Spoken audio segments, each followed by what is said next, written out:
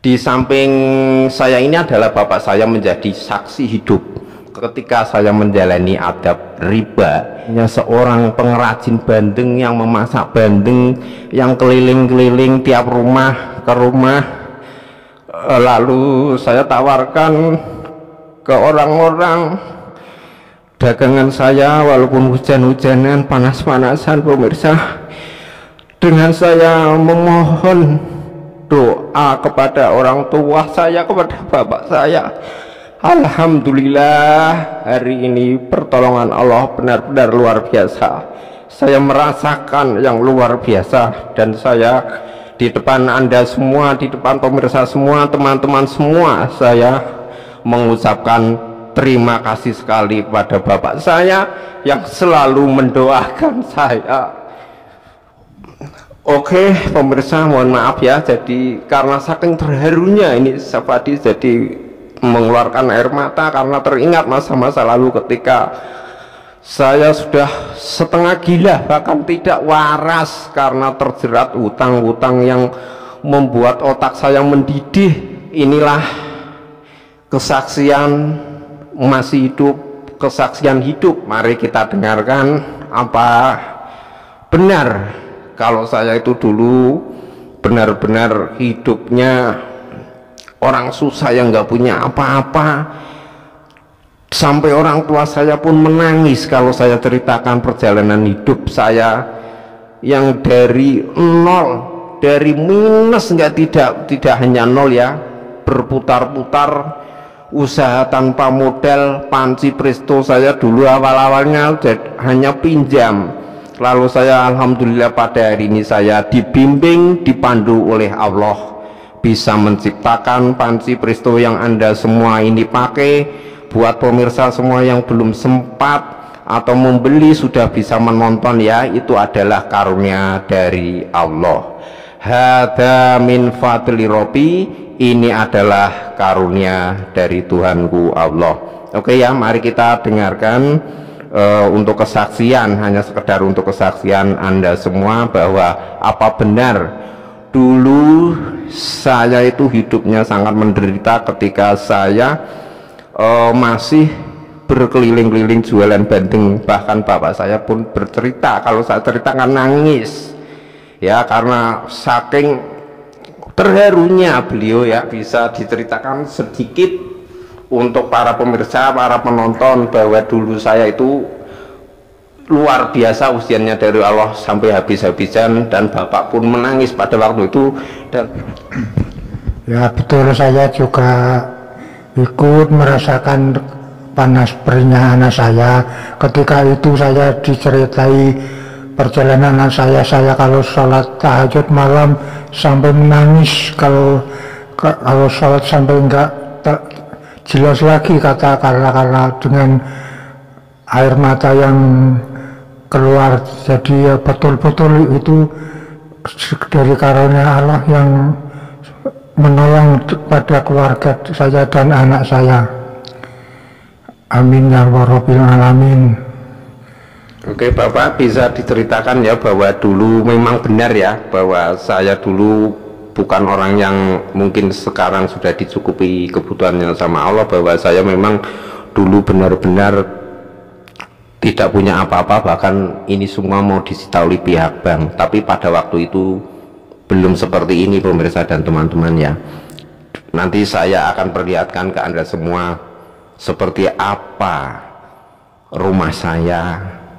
Nanti akan saya perlihatkan video-videonya. Ini semua kembali lagi untuk pembuktian Anda semua. Ketika seorang hamba hijrah lalu bertobat, memohon ampunan kepada Allah, Allah akan menurunkan pertolongan yang tiada disangka-sangka. Oke, dulu Bapak memang nangis ya kalau saya ceritakan ya Pak ya. Iya betul. Sampai saya terharu pemirsa kalau saya cerita. Saya nggak mau cerita sebenarnya, tapi inilah karena saking nggak kuatnya. Jadi saya ceritakan sama bapak saya itu, kalau membayang ke saya malamnya itu sudah ngolah bandeng sampai pagi kurang tidur. Paginya itu nanti kita kemas-kemas lalu keliling-keliling. Nah, sambil keliling-keliling hujan-hujanan panas-panasan itu mata saya ngantuk. Lalu yang terpikirkan oleh bapak saya, anak saya malam udah ngantuk, udah capek, muter-muter masih mengendarai motor. Kadang karena motornya tua ya kadang mogok, numpak kendaraan ngantuk. Lah yang ditakutkan kan terjadi hal-hal yang tidak diinginkan. Itu bapak saya terharunya di situ ya Pak ya. Iya betul.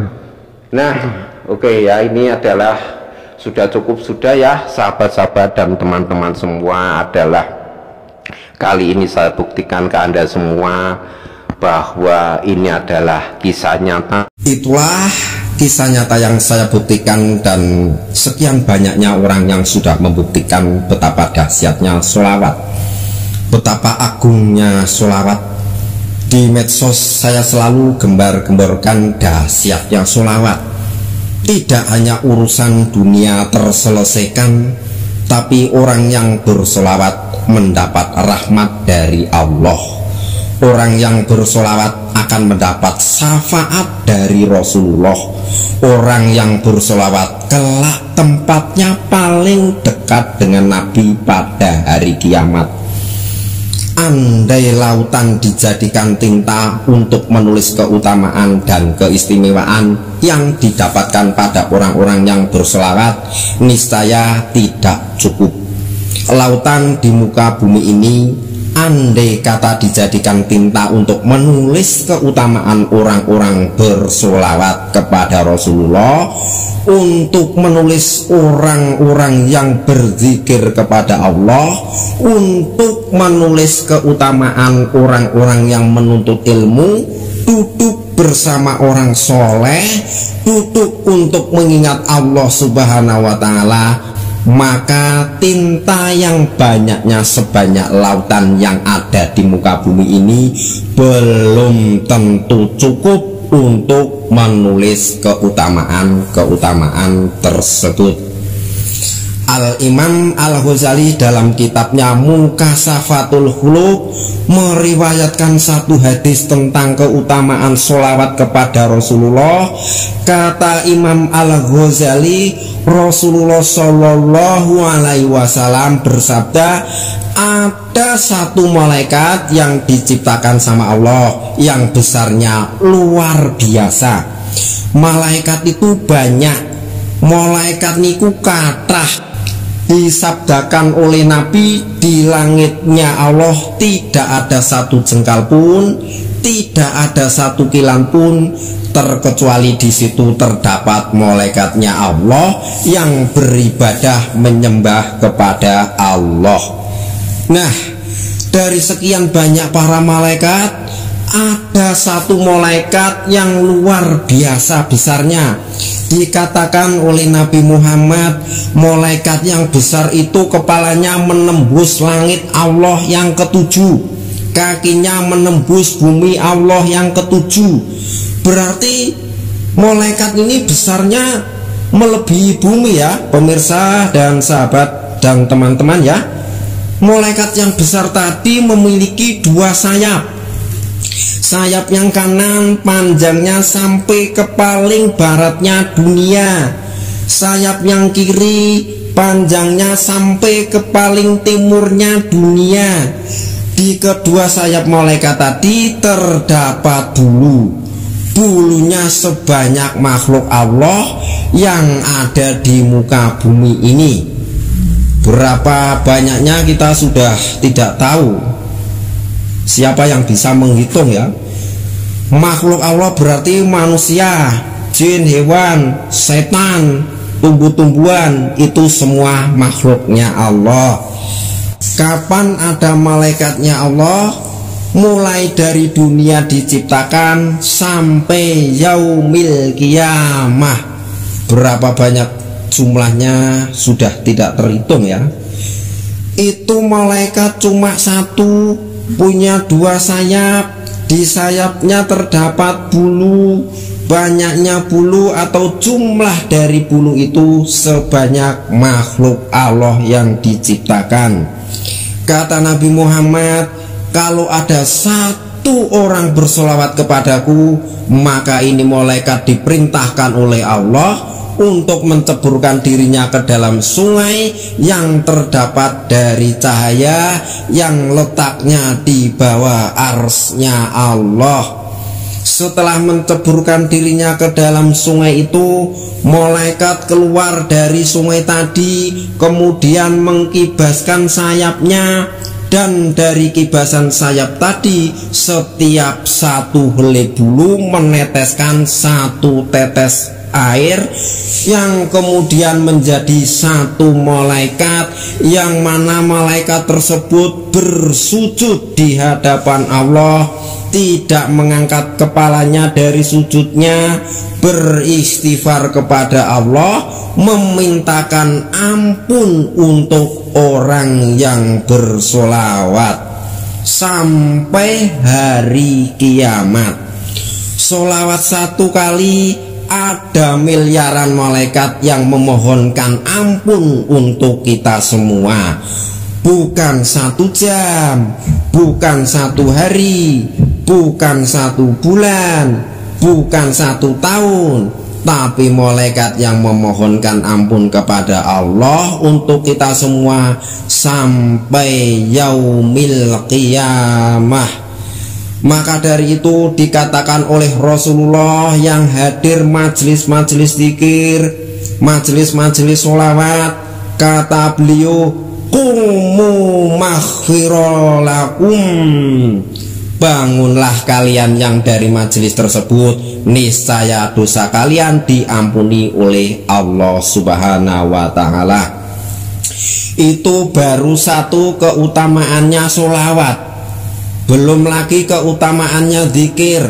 Kata Allah, siapa yang mengingatku, aku pasti ingat kepadanya. Kalau Allah yang menciptakan kita sudah ingat kepada kita, berarti kita akan ditempatkan di tempat yang paling mulia oleh Allah Subhanahu wa ta'ala.